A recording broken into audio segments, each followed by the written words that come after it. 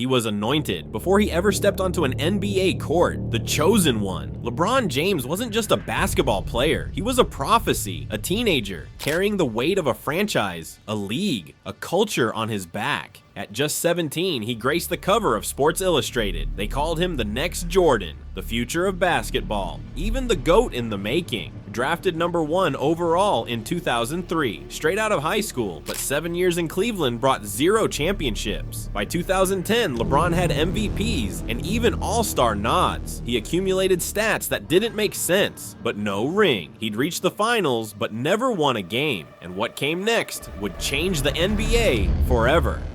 The answer to the question everybody wants to know. LeBron, what's your decision? In this fall, man, this is very tough. In this fall, I'm going to take my talents to South Beach and join the Miami Heat. Miami Heat. That was the conclusion you woke up with this morning. That was the conclusion I woke up with this morning. July 8th, 2010. I'm taking my talents to South Beach. 7 words that detonated the NBA.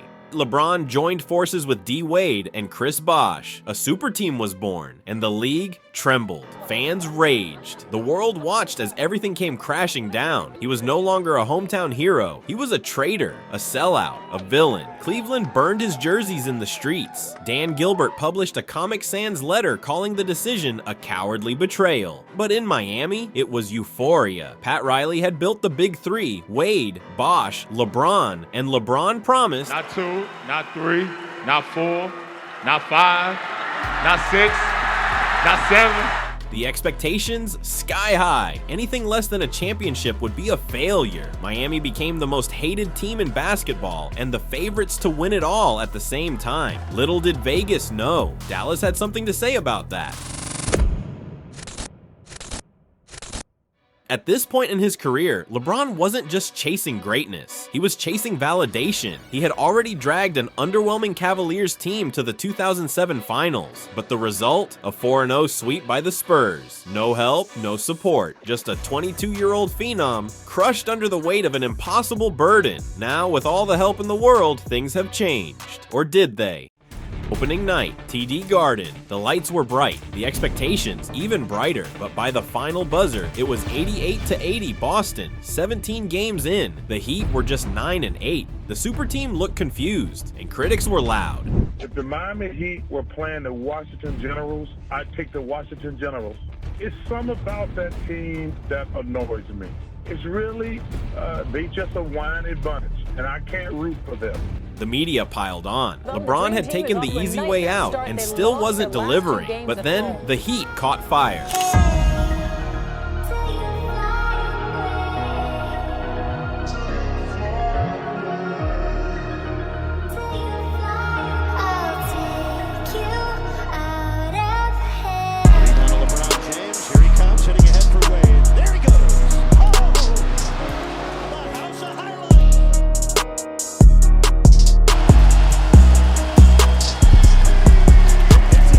During that stretch, LeBron averaged 27, 8, and 6. The league still hated them, but now they feared them too. Christmas Day, December 25th, 2010. Heat versus Lakers. The biggest stage the regular season had to offer. The bright lights of Hollywood, the defending champs, Kobe Bryant and the Los Angeles Lakers. The hype was unreal. Every camera lens, every headline, every living room across the world was locked in. It wasn't just a game, it was a statement. And LeBron, he delivered. 27 points, 11 rebounds, and 10 assists. A triple-double on Christmas in Staples Center against the team many thought would end Miami's title hopes. For the first time since the decision, the narrative began to shift. Then came the return. Cleveland. LeBron's first game back wasn't just a regular NBA game, it was a reckoning. The fans he once uplifted unleashed pure rage, and LeBron responded once again with 38 points and 8 assists, tacking on a blowout win. The media flipped. Suddenly Miami was a real contender. The Heat weren't just a headline anymore, they were a problem. And LeBron, he was beginning to remind everyone exactly who he was. He was back in control. However, the regular season told a story, but the playoffs, that's where legacies are written. And up to this point, LeBron has failed to write his. Therefore, the whispers remained. Can he get it done in June? It was the Big Three's first real test under the playoff lights. LeBron, D. Wade, and Chris Bosh, all under a microscope. Every dribble, shot, pass between them was analyzed. In the first round, they'd play the Sixers. They weren't contenders, but they were young, scrappy, led by a 20-year-old Drew Holiday and veteran Andre Iguodala. They didn't have the firepower, but they had energy, heart, and hustle. Game 1, LeBron would struggle, but got to the line. Evidently, Miami made their presence known. Bosh led the charge with 25, and Wade followed suit. The Big Three combined for 63 points. 2 games later, Miami would take a commanding 3-0 lead. The Sixers would steal Game 4. A brief flicker of resistance, sparked by Thaddeus Young and Lou Williams off the bench. But in Game 5, back in Miami, the Heat tightened their grip. LeBron dropped 22, Bosh grabbed 11 boards, and Wade, he sealed it with a fast break dunk that sent the crowd into a frenzy. The Heat were moving on. The Big Three had passed their first test, but the pressure, that was only just the beginning. But the real challenge was ahead of them. In the next round, LeBron would face a familiar nightmare. The team that haunted him, the defending Eastern Conference champions, Boston Celtics. Some would say up to this point they were his kryptonite. Paul Pierce, KG, Ray Allen, Rondo, a core that had denied LeBron in the past, most notably in 2008 and just the year prior, 2010. Each time Boston sent him home, they chipped away at his legacy. Only this time, something was different. LeBron had help, but this wasn't Cleveland. The addition of Wade and Bosh, while also having that fire burning inside of him that hadn't been seen before, led to a bloodbath, a gentleman's sweep. It ended in 5 games. In 3 of those games, he poured in over 30 points, showing no mercy to the team that once sent him packing. In Game 4, he added 14 assists, a masterclass in dominance. Game 5, he hit clutch threes to seal the series. A part of his game that was a weakness became a strength. This wasn't the same LeBron Boston had bullied before. It wasn't just about beating Boston, it was about redemption. But the next round, that was personal in a different way. The MVP, Derrick Rose, the youngest to ever win it in league history, stood in his path. Some said his MVP was well earned. Others said LeBron was robbed. With a chance to show who truly ruled the East, Derrick Rose made his move early, Game 1. Rose outperformed LeBron, dropping 28 points and 6 assists, while LeBron struggled, finishing with just 15 points on 33% shooting. But that loss lit a fire. From that point on, LeBron flipped the script, locking in on both ends, dominating the series with surgical precision. He attacked the rim, controlled the tempo, and silenced the MVP chance with every clutch possession. Over the next 4 games, LeBron outshined Rose, leading Miami to 4 straight wins and sealing the series in 5. He averaged 25.8 points, 7.8 rebounds, and 6.6 assists in the series. The King had answered the challenge and left no doubt who ran the East. The media began whispering, "Is this finally the year?" The Heat were finals bound, and LeBron James was 4 wins away from greatness. He had the MVPs, the statistics, the fame, but no ring. Until he had that, the Jordan conversation wasn't close. And to catch him or even surpass him, it had to start here. And now it's time for a champion to be decided. The Miami Heat, the most scrutinized team in NBA history, will face off against the Dallas Mavericks team. It started how it was supposed to. Game 1, Miami wins. LeBron, 24, 9, and 5. Everything was going according to plan, but Game 2 was a war. It was the most neck-and-neck game possible. To end the first quarter, it would be 28-28. Heading into halftime with 30 seconds left, D. Wade pulls up. Let's slow it down. Wade fires. That's a three. Wade from downtown to tie the game.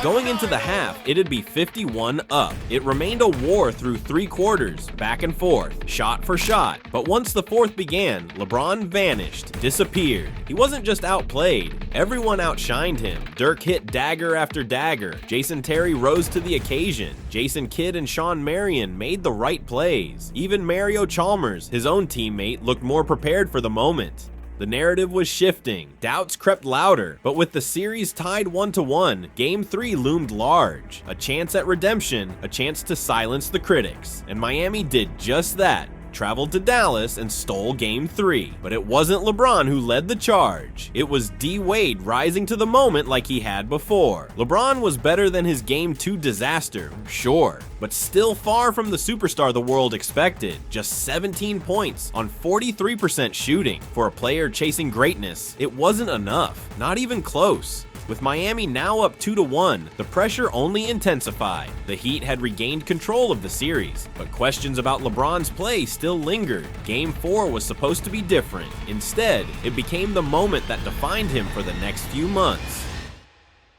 Under the bright lights of Dallas, LeBron James would deliver one of the most puzzling performances of his career. He played 45 minutes and scored just 8 points. In the fourth quarter, he only attempted 1 shot. In that fourth quarter alone, he had more turnovers, fouls, and shot attempts than points. This was the player who was supposed to take over the league, who had promised a championship. Not 1, not 2, not 3, was suddenly invisible. He attempted just 11 shots that game. He looked hesitant, passive, small, like the moment was too big. Meanwhile, Dirk Nowitzki, sick with a 101-degree fever, battled every possession, dropped 21 points, including the go-ahead bucket with 14 seconds left. Wade carried Miami once again with 32 points, but LeBron, he disappeared, and the world noticed. The series was now tied 2-2, and the narrative had shifted. Dallas believed, Miami was questioned, and LeBron was under fire like never before. And even throughout his struggles, each loss was razor thin. Game 2, they only lost by 2. Game 4, they only lost by 3. But now, all eyes turn to Game 5, the moment to silence the doubters once again. And on paper, LeBron delivered. A triple-double, 17 points, 10 rebounds, 10 assists. But the numbers masked the truth. He shot just 8 for 19 from the field. And once again, when the Heat needed a closer, LeBron disappeared. 1 for 4 from the field, 0 for 2 from 3, and 2 points in the fourth quarter. He did chip in 3 rebounds and 4 assists, but that wasn't enough. It felt like he vanished again. But Dirk and Terry didn't, both outscoring him, leading Dallas to win the game by the largest margin of the whole series, 9 points, 112-103. Then came Game 6, do or die. The Heat are calling Game 6 the single biggest home game in franchise history. One last chance to save his legacy, LeBron finally showed signs of life. He came out of the gate with his best quarter of the series, dropping 9 points, 3 assists, and even swatting a shot away. It looked like he'd finally take control, but as the game continued on, that fire faded. The aggression regressed, from taking 7 shots in the first quarter to 8 in the next 3, finishing 9 for 15. The man who was supposed to be the face of a new era looked passive, watching. The Mavericks made their run, and LeBron stood still. He had started strong. It looked like the moment, the one where he'd silence the critics, bury the ghosts of past failures, and take control of the series. Instead, it slipped away, and as Dirk, Terry, and even JJ Barea rose to the occasion, LeBron shrank. The Heat would lose Game 6 by 10, the largest margin of defeat they had seen in the finals. And with it, the narrative began to unravel. Rob, last night we saw the same LeBron James who went into a trance and crumbled under pressure in Game 5 last year against Boston, even in the second half of Game 6. This was the equivalent to me of an NBA panic attack. He chose to go to Miami. It was so Dwayne Wade could win him a ring or 3 or 4. And up 9 with 10 minutes to go, it sure looked like Dwayne Wade was taking LeBron on his first championship ride. Skip, this disappearing act is more inexcusable than last year, and I'm gonna tell you why. You're on the precipice of winning a title.